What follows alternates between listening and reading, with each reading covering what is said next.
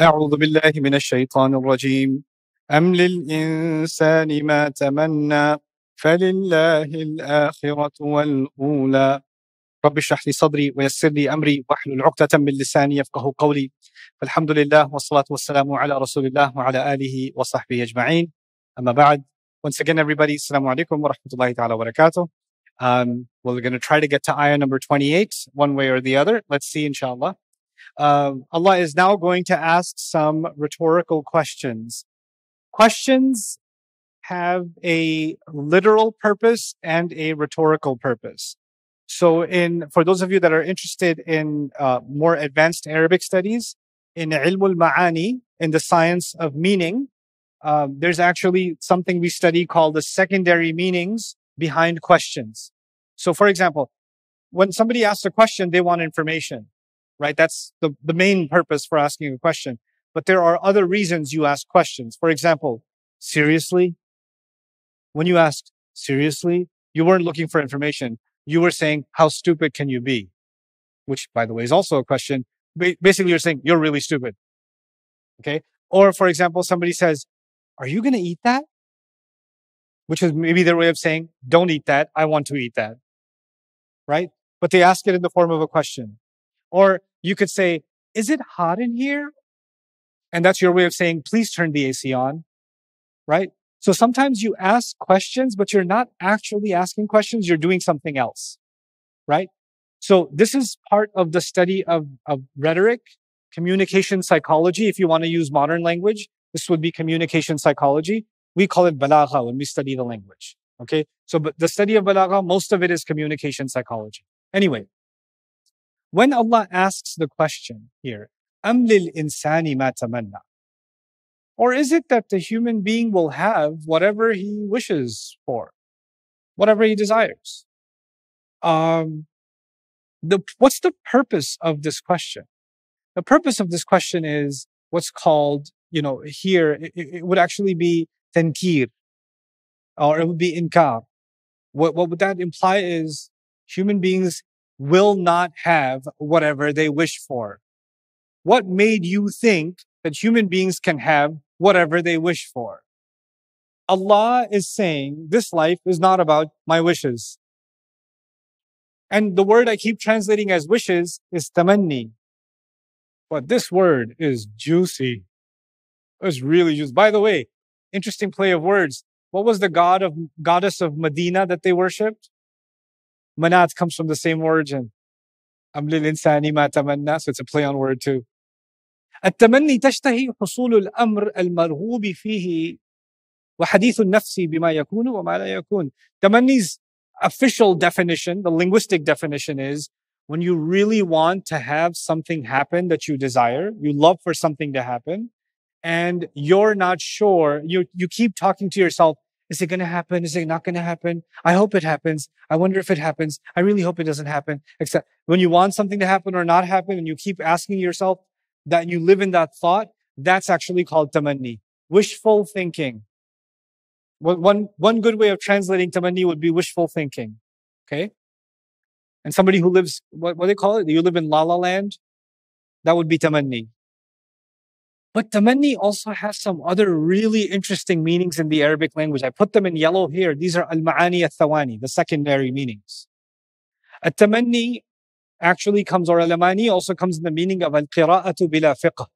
When you read something without understanding, they call it tamanni also. Tamanna, tala, aw qara'a, walakin bila fiqh, bila fahm, without understanding.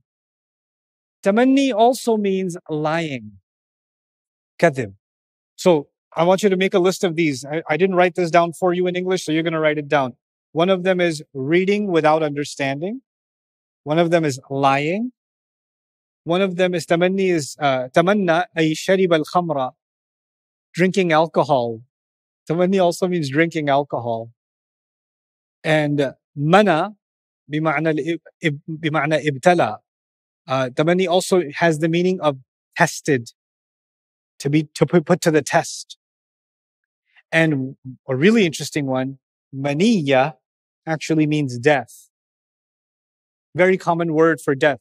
It's also found in some hadith, it's in shi'r, it's in maqulat Arabiya, it's in Arabic phrases and proverbs, maniyya is actually a word for death. Okay, so what do we got? Reading without understanding, we've got lying, we've got drinking alcohol, we've got being tested, and we've got death. And these are all implications of wishful thinking. Because when you're wishfully thinking, you're not really reading what it says, you're reading what you wish it says. So you're reading it without understanding it. Even when you're reading it, you're reading into it. That's temenni. Temenni is also lying, because wishful thinking makes you lie to yourself and lie to others and lie about what you know and lie about the truth. Temenni is also like an intoxication, a drug, like drinking alcohol, because your wishful thinkings can drug you and you're just lost in them. There are some people who become obsessed with something. Like a good psychological manifestation of extreme temenni could be OCD, right? Some people become obsessive compulsive. Some people become obsessed with a person, obsessed with an idea, and that becomes their temenni. It's like they're drunk on it, and it can lead you to death. It's the death of you. It's maut. So these secondary meanings are like capturing the Arab imagination about this deadly thing, this wishful thinking, that can ruin a person. Here's your dad joke. Show me temenni. Show me the money. Some people just out there, that's what they wish for. And why do people go to saints? Why do people go to, because of temenni. So Allah is asking the question, so you've constructed this entire religion and these names all because you just have these wishes? All because of your wishful thoughts? So you really think this will get you your wishes? Allah created the human being in struggle. لَقَدْ خَلَقْنَا الْإِنسَانَ فِي كَبَدٍ. This life actually isn't about happiness. I mean, we all have moments of happiness. But even when nothing is wrong in your life, when nothing is wrong, everything's okay. There is no human being sitting here or anywhere on the planet that just doesn't have any negative thoughts or isn't unhappy about something, even when everything is perfect. Because there's no such thing as perfectly happy in this life. When you have everything, you still wish you have something else. And when you have everything, you say, I wish I had this sooner. Why couldn't this happen last year? And when you have the best vacation, I wish it would never end. God, can't you just be happy? No, I can't, because I'm human. Because Allah says, Am lil insani ma tamanna. Human beings can't just have what they wish. That's not what this life is for. And the thing with TikTok is how to be happy. 20 million views. Watch this and you will be happy. Happiness in 3 seconds. Oh my God. Humanity's running after one thing, which is what? Happiness. Just running out. And the most you will get is a moment of happiness. A few seconds of happiness. A day of happiness. An afternoon, rather. Not even a whole day. An afternoon of happiness. The graduation ceremony. Super happy. Then you get in the car and somebody says something. And whoop, all gone. Happiness is like, it comes and it goes. It comes and it goes. You want to base your entire life and how you live your life on something that is so temporary? Am lil insani ma tamanna. Well, what are you saying? With that, we're supposed to be depressed all the time then? Does Islam want depression? This is what you sound like to me. This is why I say this. This is my voice for you. It represents you. Well, Islam actually describes that happiness is a byproduct. It's not a goal. It's a byproduct. When you're cooking the food, the smell is a byproduct. When you're living a life of purpose, then joy, you'll have more moments of joy as a byproduct. And by the way, and when you don't have moments of joy, you won't be devastated. You will not be devastated. There's an interesting rise in depression rates among teenagers in the world. Did you know that? The chart used to be like this in the 90s and this in the 2000s. And in the last 7 years, it's like this. Study the rate of depression and suicide rates among teenagers. It's gone like this. And it's the same timeline as the development of social media. As social media became more and more personalized, teenagers became more and more depressed and Why? What is the relationship? Because you see someone else and you wish you had that. You develop more and more temenni, and the more temenni you get, and you think temenni will give you happiness. And what is the reality? The data is showing you. What is temenni giving people? It's giving them death, suicide rates, al-maniyya, al-maut. You read this in a classical dictionary, and then you read stats in psychology papers, and you're like, dang, these Arabs knew their stuff. Like Allah chose this language for a reason. Am lil insani ma tamanna. Secondary meaning is, does a human being want something that will give him death? Does a human being just want to lie to himself? Does a human being just want to be drunk, deluded, self-deluded? Is that what he wants? Am lil insani ma tamanna. It's such a powerful question. It's one of those wake up ayahs. Am lil insani ma tamanna. This is one of those ayat you should put on your fridge. Just like let it slap you in the face. Take the alif lam mim qaf taha kaf ha ya ain sad. Take that off that your mom put on the fridge and put this there instead. Am lil insani ma tamanna.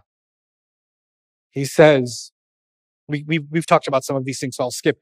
فَلِلَّهِ الْآخِرَةُ وَالْأُولَى. There's something called presentism. It's emerging in our world, and I want to tell you about that. Live in the moment. You don't have to listen to anything negative from anyone. They're all toxic. Don't listen to these narcissists. The fact that you can judge all of them as narcissists is your humility talking, apparently. Right? Don't listen to any negativity. Don't let people criticize you. Find your happiness. Love yourself. Tahwal anfus. Follow your dreams. Am lil insani ma tamanna. Na'am lana ma natamanna. Be in the moment. Live for today. Don't worry about tomorrow. Be present. These are all the positivity things that millions of people are watching, and people are making money off of your stupidity. And I want to live in the moment. I want to be happy. This video will be the secret to your happiness. You've seen so many secret to happiness videos. It should be enough indication that it's not working. It should be enough indication. But all of this, why I put this under the ayah, فَلِلَّهِ الْآخِرَةُ وَالْأُولَى. Let me tell you what this ayah means. Allah alone owns the final end and the ultimate beginning. The ultimate beginning and the ultimate end is owned exclusively by Allah. Why is this ayah right after Am lil insani ma tamanna? What's the connection? What human beings wish is right now. Your wishes, your thoughts, your drunken state, your delusion is right now. It's now. And because I'm so drunk in the right now, I don't contemplate what happened in the very beginning when Allah put Adam alayhi salam on this earth. And I don't think about what's coming in the akhirah. I don't look back and I don't look ahead. All I'm thinking about is what? Right now. And Allah says, Am lil insani ma tamanna, falillahi al-akhiratu wal-ula. What is the Quran doing? It takes you far ahead and shows you Judgment Day, and it takes you far back and it shows you the previous nations and the prophets. And it shows you the beginnings of humanity. All of it to give you perspective of where you are. If you don't know where you came from and you don't know where you're headed, that means you're lost. That means you have no sense of identity. If you weren't able to tell me where you came from, what your origin is, then you have amnesia. If you're not able to tell me where you're going, then you're insane. Where are you going? I don't know. What are you doing here? I don't know. Where did you come from? I don't remember. But I really want a sandwich. That sounds like you're at an insane asylum. This is what Allah is describing here. Someone who's drunk might be like this, right? The many have to do with being drunk also. They have no idea what they're doing in life. And this has become a common thing. What do you want to do with your life, young man? I don't know. Well, do you know anything about, your dad's life? I don't know. Ask him. You know nothing about the past. You want to know nothing about the future. No sense of identity. فَلِلَّهِ الْآخِرَةُ وَالْأُولَى. Allah owns that early beginning that you have forgotten. And you can forget the akhirah too, but it still belongs with Allah. Meaning where you began and where you will end belongs with Allah. You can be drunk all you want. It's like this one of my favorite ayat about this reality. إِنَّكَ كَادِحٌ إِلَى رَبِّكَ كَدْحًا فَمُلَاقِيهِ. You are marching towards your master and you will meet him. You can go do drugs. You can go drink alcohol. You can go commit adultery. You can do whatever. You can believe, not believe, pray, not pray. You're still heading towards your Rabb and you will meet him. There is nobody who will not meet him. You will meet him. فَمُلَاقِيهِ. So he says, فَلِلَّهِ الْآخِرَةُ وَالْأُولَى.